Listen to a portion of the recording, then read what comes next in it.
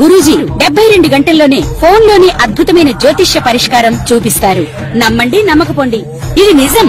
శ్మశాన కాళి రుద్ర చౌడీదేవి ఆరాధకులు నంబర్ 1 వశీకరణ స్పెషలిస్ట్. గురూజీ మనిషి పుట్టుక నుండి చనిపోయే వరకు వచ్చే అన్ని క్లిష్టమైన సమస్యలకు పరిష్కారం ఇక్కడ లభిస్తుంది. విద్య, ఉద్యోగం, వ్యవహారం, స్త్రీ ప్రేమ, పెళ్లి, సంతానం, స్త్రీ పురుష వశీకరణం, భూవశం, భార్యాభర్తల కలహాలు, కోర్టు సమస్యలు, విడాకుల సమస్యలు, చేతబడి, అప్పుల బాధ, ఇంకా మీకు ఎలాంటి సమస్యలు ఉన్నా 72 గంటల్లోనే శాశ్వత పరిష్కారం చేయబడును. ఆదిత్యాయ చ సోమాయ మంగళాయ బుధాయ చ గురు శుక్ర శనిభ్యశ్చ రాహవే కేతవే నమః. రాహవే కేతవే నమః. దదిశంక తుషారాభం క్షీరోదాన్నవశోభితం. శ్రీ గురుభ్యోన్నమః. శ్రీమాత్రే నమః. చూస్తున్నటువంటి ప్రేక్షకులకు విశేషమైనటువంటి కార్యక్రమానికి మీ అందరికీ స్వాగతం తెలియజేస్తూ, విశ్వావసునామ సంవత్సరంలో రాబోతున్నటువంటి మొట్టమొదటి గ్రహణం చంద్రగ్రహణం. మనకు ఈ యొక్క చంద్రగ్రహణం ఏ విధంగా ఉండబోతూ ఉంది, చంద్రగ్రహణాని తర్వాత మరి ఏ ఏ రాశులకు శుభకరంగా ఉంటుంది అనే విషయాలన్నీ కూడా, గ్రహణాన్ని ఏ విధమైనటువంటి నియమాలతో పాటించాలి అనే విషయాలను తెలుసుకుందాం. విశ్వావసునామ సంవత్సరంలో భాద్రపద శుక్ల పౌర్ణమి రోజున, అంటే తేదీ 7/9/2025 ఆదివారం రోజున రాత్రి శతభిష నక్షత్ర మేషలగ్న సోమోపరోగా పింగళవర్ణ దక్షిణ శరము నైరుతి స్పర్శ ఆగ్నేయ మోక్షం రాహుగ్రస్త సంపూర్ణ చంద్రగ్రహణము ధృతియోగము మరి కలుగుతూ ఉన్నది. ఈ యొక్క చంద్రగ్రహణం అనేది మనకు భారతదేశంలో సంపూర్ణంగా కనబడుతూ ఉంటుంది. భారతదేశంతో పాటు ఇతర దేశాలలో కూడా కొన్ని ప్రాంతాలలో ఈ యొక్క చంద్రగ్రహణాన్ని చూడడానికి అవకాశం ఉంటుంది. అయితే గ్రహాలలో అన్నిటికంటే షోడశ కళానిధి అయినటువంటి చంద్రగ్రహణము, భారతదేశంలో ఈ సంవత్సరం 2 గ్రహణాలు మనకు కనిపించే గ్రహణాలలో మొదటి గ్రహణం అయినటువంటి ఈ యొక్క భాద్రపద శుక్ల పౌర్ణమి రోజున కనిపించే గ్రహణాన్ని ఏ విధంగా పాటించాలి, దాని యొక్క నియమాల గురించి తెలుసుకుందాం. మరి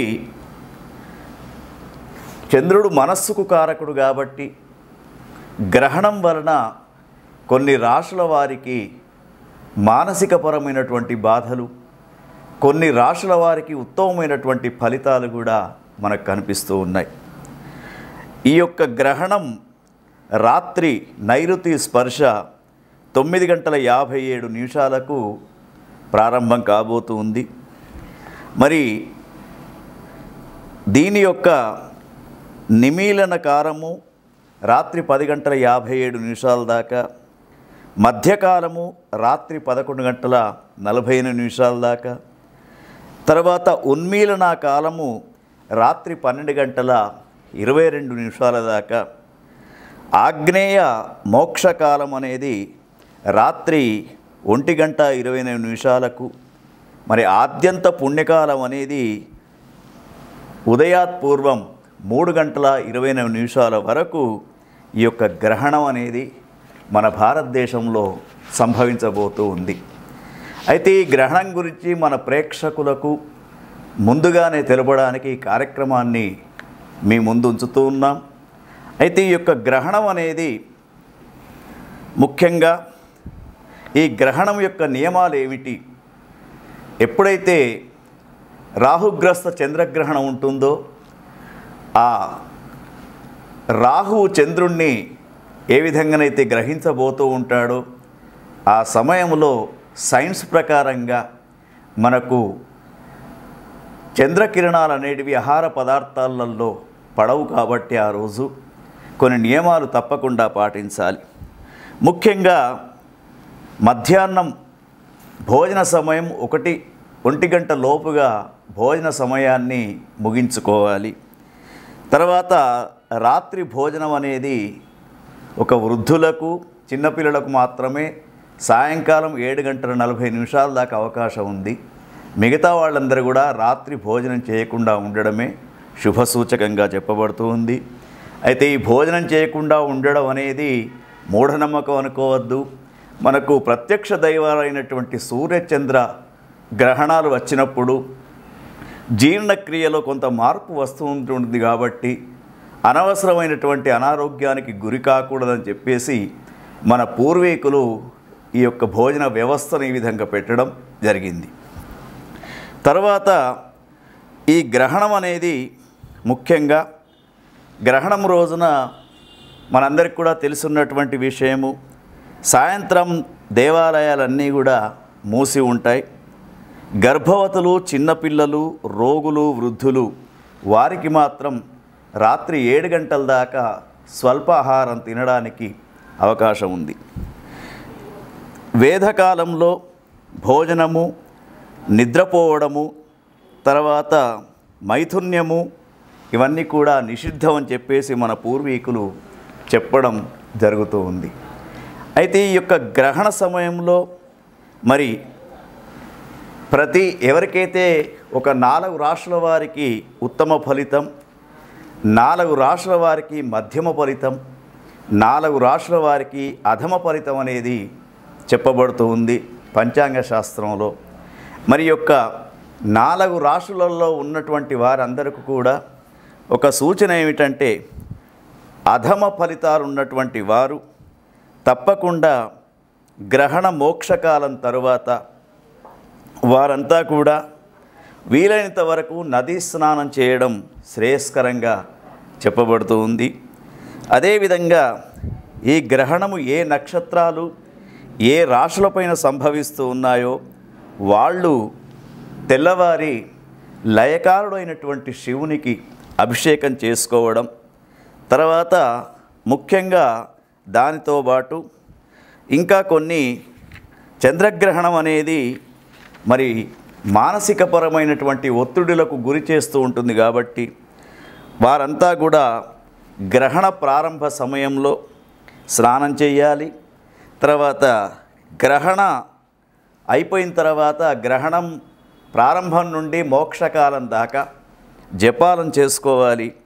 మోక్షకాలం అయిపోయిన తర్వాత తప్పకుండా నదీ స్నానం చేయడము, తర్వాత దానికి సంబంధించినటువంటి గ్రహణానికి సంబంధించినటువంటి సంకల్పాన్ని వేద పండితుల చేత నదీ ప్రాంతంలో చేయించుకోవడం, దానితో పాటు వీలైనంత వరకు మరి దాన ప్రక్రియ కూడా చేయాలి. ఆ దాన ప్రక్రియ చేసేటప్పుడు చక్కగా మరి మనకు ఈ రాహుగ్రస్త చంద్రగ్రహణానికి ఇదం సౌవర్ణం రాహుబింబం నాగం సౌవర్ణం రవిబింబం రాజతం చంద్రబింబం వాఘ్య ఘృతపూర్ణ కాంసపత్ర సహితం అని చెప్పేసి ఒక నేతితో నిండినటువంటి రాగి పాత్ర, అదేవిధంగా ఇంకా కొన్ని చెప్పడం జరుగుతుంది. నాగ ప్రతిమ, తర్వాత చంద్ర ప్రతిమను కూడా ఒక వేద పండితునికి దానం చేస్తూ ఈ గ్రహణము మానసికపరమైనటువంటి బాధలు రాకుండా చూడమని చెప్పేసి ఆ యొక్క భగవంతునికి నమస్కారం చేస్తూ తమోమయ మహాభీమ సోమ సూర్య విమర్దన హేమతార ప్రధానేన మమ శాంతి ప్రదోభవ అని చెప్పేసి మమ శాంతి ప్రదోభవ అని చెప్పేసి విధంతుద నమస్తుభ్యం సిమ్మికానంద ఆచ్యుత దానే నానేన నాగస్య రక్షమాం వేదజాం భయాత్ అని చెప్పేసి మరి యొక్క గ్రహణం వల్ల ఎటువంటి బాధలు రాకుండా ఉండడానికి దాన ప్రక్రియ అనేది చేయాలి. వీలైనంత వరకు పితృతర్పణాలు అందించడం, నదీ స్నానం చేయడం, దాన ప్రక్రియ చేయడం అనేది ఈ మన ప్రేక్షకులకందరికీ కూడా చెప్పినటువంటి సూచన. ఇంకా మీకు ఈ గ్రహణం గురించి కానివ్వండి, మీ రాశులలో చంద్రుని యొక్క అంశ గురించి కానీ తెలుసుకోవాలంటే కింద కనబడుతున్నటువంటి నెంబరుకు ఫోన్ చేసి వ్యక్తిగతంగా కూడా మీరు సంప్రదించవచ్చు. గ్రహణానికి సంబంధించినటువంటి మరి మోక్షకాలం తర్వాత ఎటువంటి వాటికి పరిష్కారం చేసుకోవాలనే సూచనలు కూడా మీకు అందించబడతాయి. ఓం తత్సత్. గజాననం భూతగణాదిసేవితం కపిత్తజంబూఫలచారుభక్షణం ఉమాసుతం శోకవినాశకారణం నమామి విఘ్నేశ్వర పాదపంకజం. చూస్తున్నటువంటి ప్రేక్షకులకు స్వాగతం.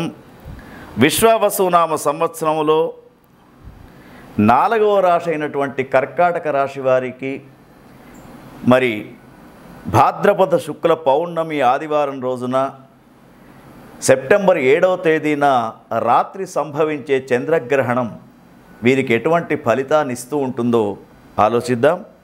వీరికి ఆ రోజు గమనించినప్పుడు చంద్రుని యొక్క అంశ, చంద్రుడు ఆ రోజు 8వ స్థానంలో వీరికి కనబడుతూ ఉన్నాడు.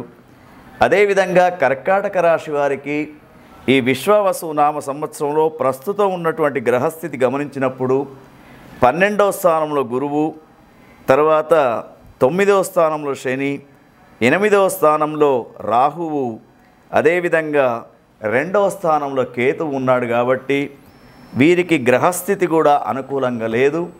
దానితో పాటు చంద్రగ్రహణం అనేది కూడా కొంతవరకు మానసికపరమైనటువంటి బాధలు రావడానికి కర్కాటక రాశి వారికి మరి అవకాశం కనిపిస్తూ ఉంది.